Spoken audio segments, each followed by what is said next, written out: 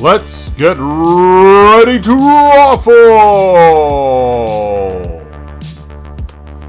Hey guys, thanks for tuning into the podcast. This is Behind the Curtain at ROFL Comedy Club. I'm Cokey, and today you're going to be listening to an incredible interview with DALISO Chaponda, a comic, a writer, and an all-round great gent. We are backstage ROFL, and it's Saturday night, and one of my favorite acts ever is DALISO Chaponda, and he's here with us. DALISO in the building! Yeah, dude, and Franki's here as well. Hey guys. Man, so you haven't been to this new venue? I have not. What First time. Looks amazing. I came in very confused because I couldn't find it, and I was walking around the streets and I was like, this is going to be a shithole, isn't it? And then I came up and it's absolutely wonderful. It's very picturesque, lovely. Brilliant, man. I'd bring a date here. Yeah, well, you That's can. good to know. Next time you come. Next time. There's a few in the audience right now. There are a few dates happening, yeah. It's weird. We get more and more like people coming here.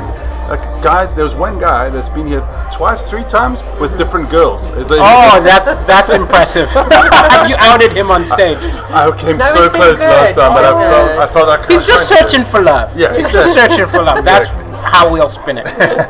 How's your day been? It's been good. It's been good. Did some writing. Did some a long Skype call with someone, and now I'm here. Nice. You're one of the most like prolific writers of new material, I think. We used to do that session in Manchester with Tony Vino. Vino. Yeah, no, I've never written as much as I have this year. Yeah. This year I've written 4.5 hours of stand-up. Oh my Wow. God. I'm never going to do that again.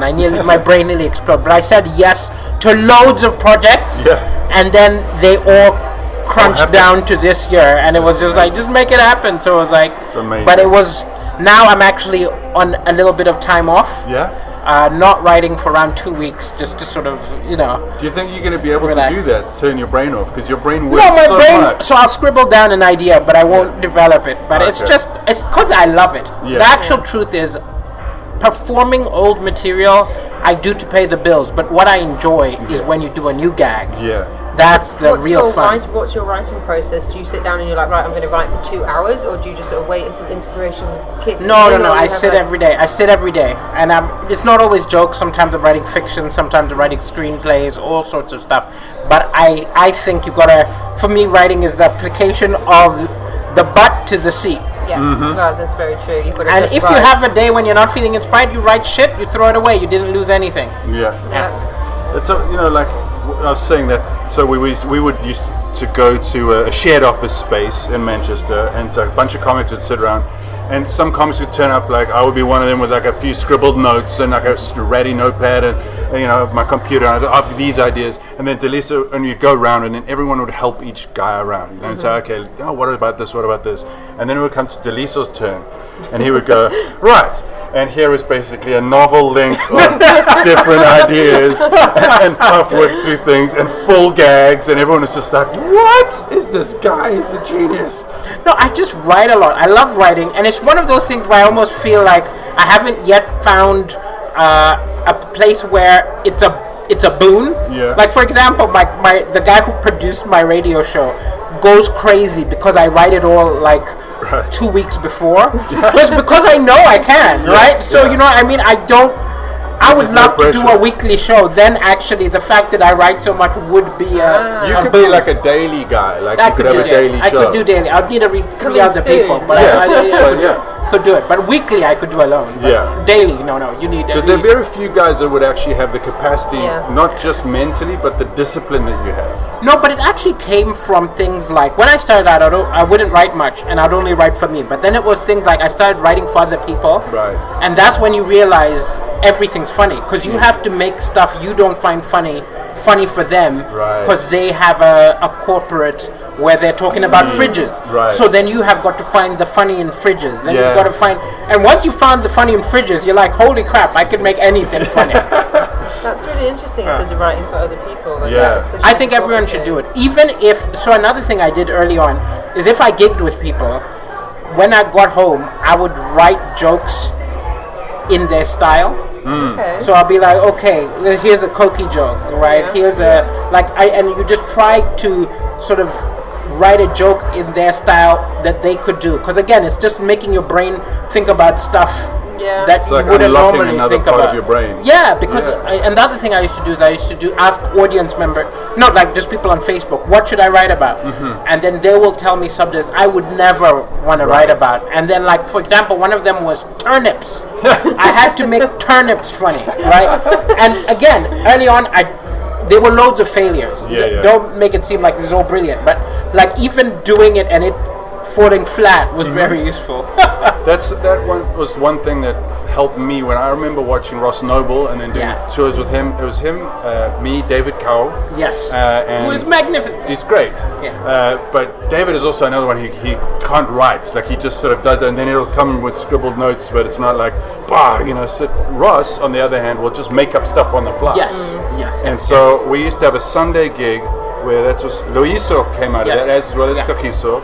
And we used to do sometimes, because I was hosting a lot, and I would just put up a board and say to the audience, give me subjects. Wow. So there would be 5 subjects. Live? And then it would just be like, I could I do had that to maybe work 2 it hours in. before. I couldn't do it on the spot. I'm Yeah. not, because the actual thing is I write a lot because I can't improvise. I was going to say, how do you feel about And, I feel and better about when I this podcast hosted, than that. I used to just write lots of topical stuff. So I'd go on stage with that week's newspaper and do gags like that, as opposed to making stuff up. Yeah. But your structure is so good. Like I'm better at just loosely going down a rabbit hole, and sometimes it works, sometimes it doesn't, and then I've got like fail safes to save it. But your structure is always so on point. It's like it's and then But I think it's also because I started out writing fiction and plays. Right. So, like a joke is a very quick story. Right. So I'm just telling a story in 2 minutes instead of 1 hour. Yeah. You know what I mean? And so it's like, I think that's why I think everyone should study, like, you get more out of reading like Plato and like dramatic art than you do reading a joke book, because you understand stories and characters. So And- if you're and arguing human, with your wife in a story, right, and you are applying to it what you would in a play, then you're doing the thing of like you win, then she wins, then you win, then she wins. While if you just do a joke, you'll see some people who they'll do their whole set and all they're doing is being the one smashing them down all the time, and it's not as funny as if they did it and then in the next joke they were the one who lost, and then in the next one they won. And it's just little things like that. It's amazing. This is really geeky. I didn't know. I thought I don't know if this is interesting for anyone other than like people who spend their life reading. I think about it's very I think it's incredibly interesting. It's such a great insight into the way that you work, because I mean that was one of the things I think that propelled you, and we always were saying you're gonna blow up soon, even in Africa and here. Both sides I was speaking to people and they were like, DALISO's like something's gonna happen, it's gonna happen soon. What was it, the Bluebell Room? Somewhere one of Tony Vino's gigs. Oh yes, With the weird balcony. Oh, that was fun. That was a lovely show. And it was like, oh no. And then the Regent Theatre, and then there was like another one, and then it was like something's happening, and then Britain's Got Talent. I'll tell you what's funny is I had given up because Really? I'd been the next guy to break for years. Then I'd stopped believing it. I was like, because you might get tired of hearing you know, that. I mean, for at least 10 years, everyone was like, yeah, DALISO's good. And then I was like, screw it. I gave up and I was like, I'm happy to just do the circuit and I'm going to stop dreaming of more. And I did Britain's Got Talent in a kind of like defeated, kind of like, well, what the hell? You know what I mean?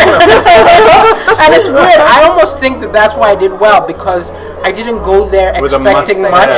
Or if I had gone the year before with dreams, it would have been different. But I literally went on like, oh, wow, cool. You know what I mean? Literally, until the final, I had no stakes. Because I was just shocked I was doing it. That's amazing. That's awesome. And now you're touring. And Yes, and I never want to stop. It's my favorite thing, actually. I didn't even know. It's so funny how you discover your favorite thing by accident. Because I used to look down on comedy. I wanted to be like a big writer of big fat books. And now that I've done a tour, I'm like, it's my favorite thing. That's amazing. What is it about it that It's like, 20 minutes like I'm going to do today. That's like flashing the audience. That's like, like, you know what I mean? It's like foreplay. But like, in a 90-minute show, you can really explore stuff. You can really analyze stuff. You can take an idea and really milk it. And I just love it. That's amazing. I believe that you will be touring for the rest of your life. You have that in you. So where can people find you if they want to find out your Okay, dates? so it is DALISOCHAPONDA.com, or if you can't remember that, AfricanComedian.com. I bought it first. Malawi. And it's got all my tour dates, but it's also got loads of video clips and loads of jokes, just radio clips and stuff, which you can listen to for free. Fantastic. All right, your burger's here. Thanks so much. Enjoy. Food. Thank you! Thank To the food! Hey guys, thanks so much for listening to the show. Really appreciate you tuning in. It would be great if you could head over to wherever you download your audio and hit that subscribe button. If you're feeling extra nice, you could leave us a review. If you want to check out any videos of the acts, these are coming out weekly on our YouTube channel, which is ROFL Comedy Club.